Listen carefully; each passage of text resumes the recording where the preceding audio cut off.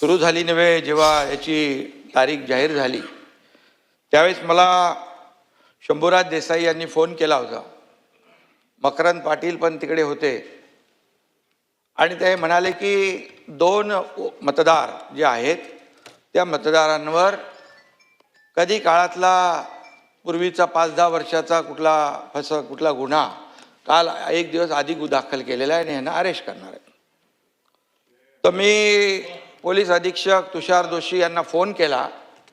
मी म्हणालो काय प्रकार आहे? तर म्हणाले गुन्हा दाखल झालेला आहे, पण त्याच्यावर कारवाई आपण नंतर करू. मी त्यांना एकच सांगितलं की उद्या मतदान आहे, मतदानापासून कुणालाही वंचित ठेवता येत नाही.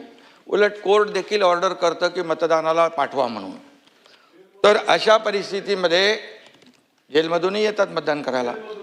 तर अशा परिस्थितीमध्ये कुठल्याही परिस्थितीमध्ये मतदानापासून त्यांना आपण वंचित ठेवू नका, ठेवता येणार नाही. SP मला म्हणाले असं काही होणार नाही, त्यांना वंचित मी ठेवणार नाही, ते मतदान करतील. मतदान झाल्यानंतर काय शहानिशा करा आणि त्याच्यामध्ये जे काही कार्यवाही करायची ती करा. त्यानंतर मी पोलीस महासंचालक आपले दाते साहेब DG साहेबांना मी फोन केला.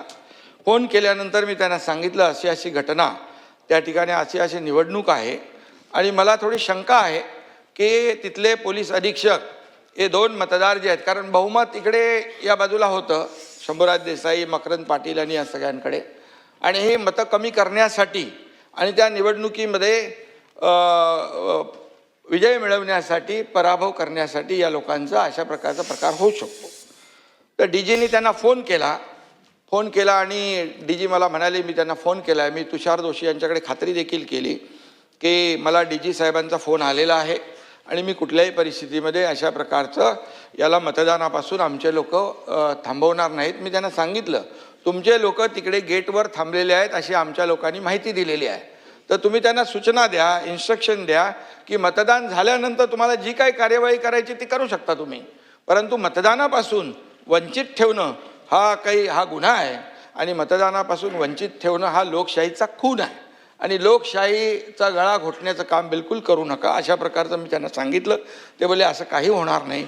परंतु त्यानंतर मीडियामध्ये देखील मी पाहिलं, शंभूराज देसाईंनी स्वतः सांगितलं, म्हणजे मंत्री का गेले तिथे? कारण त्यांना माहीत होतं तिथे त्यांना अडवतील म्हणून त्यांनी पण त्या आपल्या याच्या सीमा जी आहे बाहेर होते, त्या गेटच्या बाहेरपर्यंत त्यांना गेल्यानंतर मंत्री बघितले नाही, पदाधिकारी बघितले नाही, कोणी बघितले नाही, जसे आमदार बघितले नाही, असे आरोपीला असं पकडतात तसं पकडून घेऊन गेले. आणि त्या ठिकाणी घेऊन गेल्यानंतर ते 2 लोक, बरं ते 2च कसे काय मग मतदार त्यांनी पकडले? 2च मतदार जे आहेत ते त्यांना घेऊन गेले आणि त्यांना निवडणूक, मी पुन्हा फोन केला त्यांना DGंना. DG म्हणाले असं होणार नाही. मी बोला होणार काय नाही, निवडणूक पूर्णपणे पार पडते तिकडे, निवडणूक पार पडल्यानंतर तुम्ही त्यांना सोडून काय उपयोग आहे? आणि मग निवडणूक पार पडली आणि त्यानंतर या सगळ्या, परंतु जी परिस्थिती निर्माण झाली महाराष्ट्राच्या इतिहासामध्ये अशा प्रकारची परिस्थिती पहिल्यांदा आपण पाहिलेली आहे. कारण कुठल्याही परिस्थितीमध्ये अशा प्रकारची परिस्थिती मतदानापासून वंचित ठेवणं हे आतापर्यंत इतिहासामध्ये पहिल्यांदा आहे. आणि त्यामुळे मला जे माहिती होतं ते, आणि मी त्यांना फोन केले होते म्हणून मी तुमच्या निदर्शनास मी आणू इच्छितो. अध्यक्ष महोदय, सन्माननीय उपमुख्यमंत्र्यांनी जी वस्तुस्थिती सांगितलेली आहे त्या वस्तुस्थितीच्या आधारावर या संपूर्ण प्रकरणाची योग्य ती चौकशी केली जाईल आणि चौकशीच्या मध्ये जे काही निष्पन्न होईल त्यानुसार त्याच्यावर कारवाई केली जाईल. ठीक, चला आता पुढे प्रश्न उत्तरे. प्रश्न क्रमांक 1 प्रश्न क्रमांक 32,098. अध्यक्ष महोदय, अध्यक्ष महोदय वितरित केल्याप्रमाणे अध्यक्ष महोदय, हा जो काही प्रश्न आहे हा बालकांच्या पोषण ट्रॅकर संबंधीचा प्रश्न आहे. अध्यक्ष महोदय, काय झालं बोला.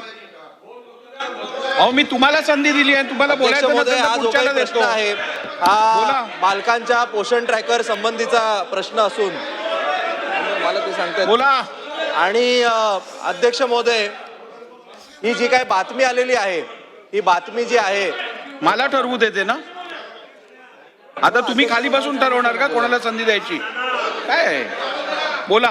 ही जी काय बातमी आलेली आहे या बातमीच्या आधारे खरं म्हणजे अहो बोला, तुम्हाला संधी दिली आहे. चला, प्रश्न कोणाला बोलायचा आहे का या प्रश्नावर? प्रश्न क्रमांक 2. प्रश्न क्रमांक 2. प्रश्न क्रमांक 31,832. अध्यक्ष महोदय छापलं. अध्यक्ष महोदय, महात्मा ज्योतिबा फुले जन आरोग्य योजना व आयुष्यमान भारत योजना याच्यामध्ये होत असलेल्या अनेक आजारावरती त्या ठिकाणी सर्पदंशसारखा आजार मंत्री महोदय, ज्याला इंजेक्शन 40 ते 30 हजार रुपये किंमत आहे, त्यामुळं डॉक्टर त्या ठिकाणी घेत नाहीत आणि त्यांना पेशंटला दाखल करून घेत नाहीत. नंतर आत्महत्या ज्याची केलेली केस आहे त्याला देखील ह्या योजनेमध्ये समाविष्ट मंत्री महोदय होत नाही. मग अनेक त्या ठिकाणी अडचणी येत आहेत. मग अपेंडिक्ससारखे नेत्र सर्जन किंवा छोट्या छोट्या शस्त्रक्रिया देखील आपल्या इथं करायच्या असतील तर OPD त्या ठिकाणी प्रतीक्षा आहे आणि मग आपल्याला त्यामध्ये वेळ लागतो. आणि दुसऱ्या बाजूला आपण जे फक्त सरकारी रुग्णालयातच ह्या योजना चालत आहेत, मग खाजगी रुग्णालयात ह्या योजना चालल्या तर चांगल्या हॉस्पिटल. तर विधानसभेतून आपण थेट कामकाज हे पाहत होतो.